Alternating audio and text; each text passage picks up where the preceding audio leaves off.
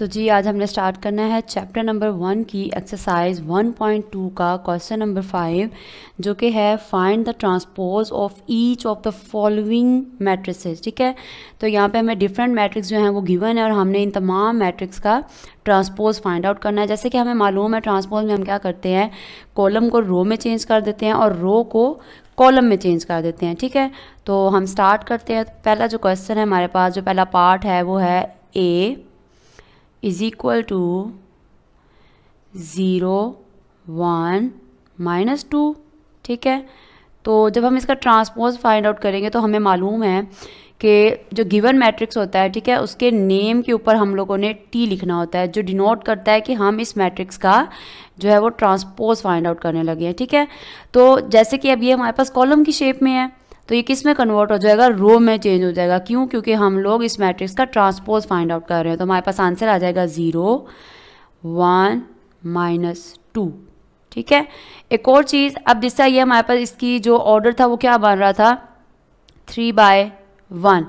जब हमने इसका ट्रांसपोज फाइंड आउट किया तो इसका ऑर्डर हो गया चेंज, वो बन गया 1/3। ठीक है, जो तो सेम ऑर्डर के होते हैं ना, मतलब जिस तरीके से हम कह सकते हैं कॉलम और रो जिसमें इक्वल होती है उसमें अगर हम ट्रांसपोज फाइंड आउट कर भी लें तो उसका ऑर्डर चेंज नहीं होता। अब 2/2 का हम क्या, उसका ऑर्डर तो चेंज हो ही नहीं सकता। और अगर इस तरीके से हो, जैसे अब ये 3/1 था तो 1/3 हो गया, इसी तरीके से 2/1 होगा, ट्रांसपोज लेंगे तो वो 1/2 में कन्वर्ट हो जाएगा। ठीक है, तो नेक्स्ट है हमारे पास बी। तो बी इज़ इक्वल टू वो है 5 1 -6। ठीक हो गया, तो अभी इसका ऑर्डर क्या है हमारे पास, 1 रो है जबकि 3 कॉलम है। इसका ट्रांसपोज फाइंड आउट करेंगे तो B transpose is equal to, अभी ये रो की शेप में था तो हम जब इसका ट्रांसपोज लेंगे तो ये कॉलम में कन्वर्ट हो जाएगा। तो 5 1 -6। ठीक हो गया, तो अब इसका ऑर्डर, पहले ये 1/3 था तो अब ये बन जाएगा 3/1, यानी कि 3 कॉलम है इसकी। और एक मिनट,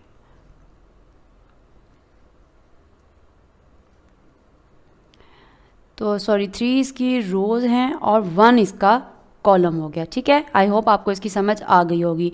तो नेक्स्ट है हमारे पास सी मैट्रिक्स। ठीक है, जो कि है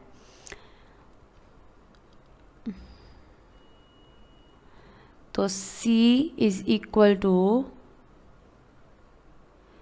1 2 3 2 -1 एंड 0। ट्रांसपोज फाइंड आउट करेंगे इसका हम, तो C transpose is equal to, अब ये किस में कन्वर्ट हो जाएगा, अभी इसका ऑर्डर क्या है हमारे पास 3/2, यानी कि 3 रो हैं और 2 कॉलम है। तो लेट्स सी, अब देखिए ये हमारे पास जो रो थी वो कॉलम में चली जाएगी और जो कॉलम है वो रो में आ जाएगी। तो ये 1 2 3 अभी हमारे पास किस शेप में है, कॉलम में, तो इसको हम रो में लिख देंगे 1 2 3। नेक्स्ट है 2 -1 0, कॉलम में है, इसको रो में लिख लेंगे। तो ये बन जाएगा 2 -1 एंड 0। तो अब इसका ऑर्डर चेक करते हैं, पहले 3/2 था तो अब क्या बन जाएगा, इसका 2 रो हो गई और 3 कॉलम हो गए, तो ये बन जाएगा 2/3। ठीक हो गया, नेक्स्ट है हमारे पास डी। तो D is equal to, D हमारे पास अमाउंट है 2 0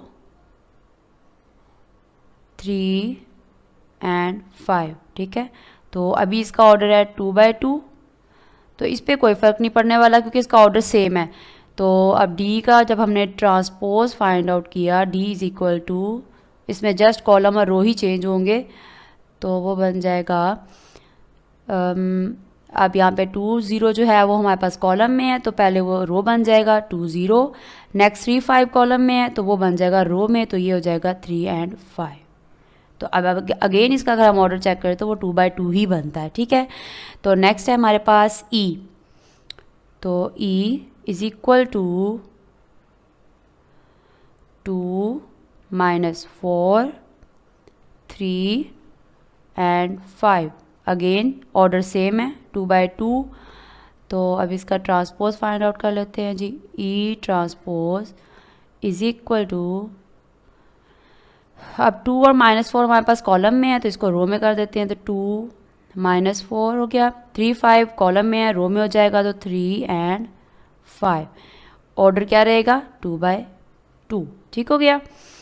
नेक्स्ट है और लास्ट है f इज इक्वल टू, इसका भी ऑर्डर सेम है 1 3 2 एंड 4।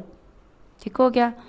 ट्रांसपोज फाइंड आउट कर लेते हैं, तो f transpose is equal to, इसका ऑर्डर भी 2/2 है, तो ये आ जाएगा। अब देखें 1 और 3 है तो ये 1 यहाँ आ जाएगा और 3 यहाँ आ जाएगा। अब 2 और 4 कॉलम में है तो 2 एंड 4 रो में कन्वर्ट हो गए, तो इसका ऑर्डर भी 2/2 है। तो ये इसका क्वेश्चन नंबर 5 था। अब नेक्स्ट हम करते हैं क्वेश्चन नंबर 6। तो उसमें इन्होंने हमें क्या कहा है फाइंड आउट करने के लिए। नेक्स्ट में है हमारे पास verify that if A is equal to, दो मैट्रिक्स दे दिए उन्होंने हमें, जो कि है एक ए है और एक बी है। ए की अमाउंट क्या है हमारे पास 1 0 2 1, ठीक है, और बी की हमारे पास जो मैट्रिक्स है वो है 1 2 1 0। देन फाइंड क्या करना है, जो मेन चीज़ है, A transpose of transpose is equal to A, यानी कि जो ए मैट्रिक्स है इसका पहले हमने ट्रांसपोज फाइंड आउट करना है, फिर जो हमने इसका ट्रांसपोज फाइंड आउट किया हुआ है ना, अगेन इसी का हम मालूम करेंगे और प्रूफ करेंगे कि क्या वो इक्वल है गिवन मैट्रिक्स के। यानी कि देखें ए हमें गिवन है, पहले हमने इसी ए का ट्रांसपोज फाइंड आउट करना है, फिर जो इसका जो आंसर आया होगा ना, अगेन हमने उसी का ट्रांसपोज फाइंड आउट करना और फिर हमने देखना है कि वो वापस ए के इक्वल आता है या नहीं आता। इसी तरीके से हमने बी के जो बी मैट्रिक्स है उसमें भी हमने यही फाइंड आउट करना है। ठीक है, तो सबसे पहले हम स्टार्ट करते हैं। ए इज इक्वल टू, हमारे पास था 1 0 2 1, ठीक हो गया। तो पहले हमने मालूम क्या करना है, ए ट्रांसपोज। तो ट्रांसपोज में हम लोग क्या करते हैं, रो को कॉलम में चेंज और कॉलम को रो में चेंज करते हैं। तो ये अगर 1 और 0 है, अभी कॉलम में है तो हम इसे रो में कन्वर्ट कर देते हैं, ये बन जाएगा 1 0। नेक्स्ट 2 और 1 कॉलम में है तो ये रो में चला गया तो 2 और 1 आ गया। ठीक है, अब हमने इसी का अगेन ट्रांसपोज फाइंड आउट करना है। ठीक है, तो हम लिख लेते हैं A transpose into transpose is equal to 1 0 2 1 इसका ट्रांसपोज। ठीक है, स्टेप बाय स्टेप कर रही हूँ, यानी कि अब हमने इस मैट्रिक्स का ट्रांसपोज फाइंड आउट करना है। तो यहाँ पे हमारे पास क्या आंसर आ जाएगा, ए ट्रांसपोज इसका ट्रांसपोज इज इक्वल टू, अब हमने जस्ट इसका ट्रांसपोज फाइंड आउट करना है। जब फाइंड आउट करने से पहले टी लिखेंगे, बाद में टी नहीं लिखना। ठीक है, बाद में तो उसका आंसर आ जाएगा, वो हम ट्रांसपोज फाइंड आउट कर चुके होंगे। तो अब ये 1 और 2 है कॉलम में, इसको अगर रो में कर दें 1 2, अब 0 और 1 है तो ये कॉलम में है तो रो में चला जाएगा 0 एंड 1। ठीक है,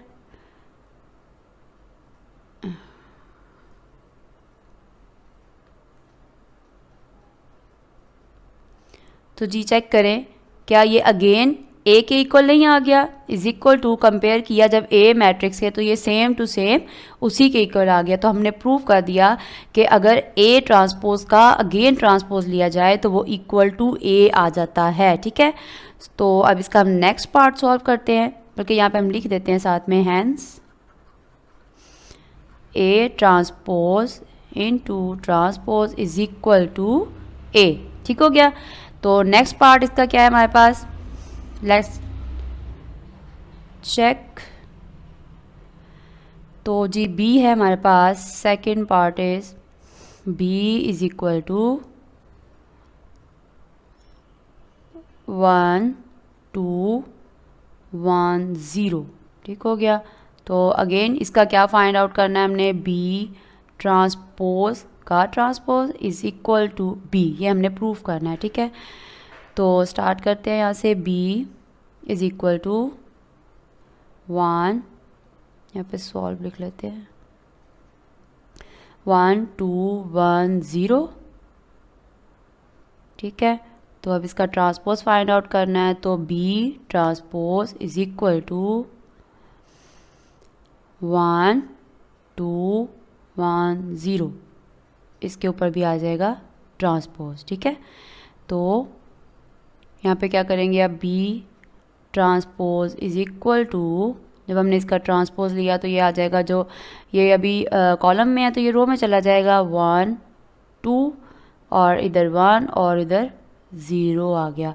तो ये हमने ट्रांसपोज फाइंड आउट कर लिया। तो नेक्स्ट स्टेप क्या है हमारे पास, बी ट्रांसपोज का अगेन ट्रांसपोज लेंगे, ठीक है। तो मैट्रिक्स के ऊपर भी लिख देते हैं हम कि 1 2 1 0, इसका क्या लिया हमने, ट्रांसपोज, ठीक है। ये अब आंसर का अगेन ले रहे हैं हम लोग, तो अगेन यहाँ पे आ जाएगा B transpose whole transpose is equal to, answer क्या आया हमारे पास, अभी ये रो में है, सॉरी कॉलम में है तो रो में चला जाएगा, 1 1, फिर नेक्स्ट 2 0, ठीक हो गया। तो ये हमारा किसके इक्वल आ गया, अगेन ये हमारे पास मैट्रिक्स बी के ही इक्वल आ गया। तो hence B transpose into transpose is equal to B. तो ये जी हमारा 1.2 जो है वो कंप्लीट होगी, उसका क्वेश्चन नंबर 5 और क्वेश्चन नंबर 6 भी सोल्व हो गया। उम्मीद करती हूँ आपको इसकी अच्छे से समझ आ गई होगी। ओके जी, अल्लाह हाफिज़ एंड टेक केयर।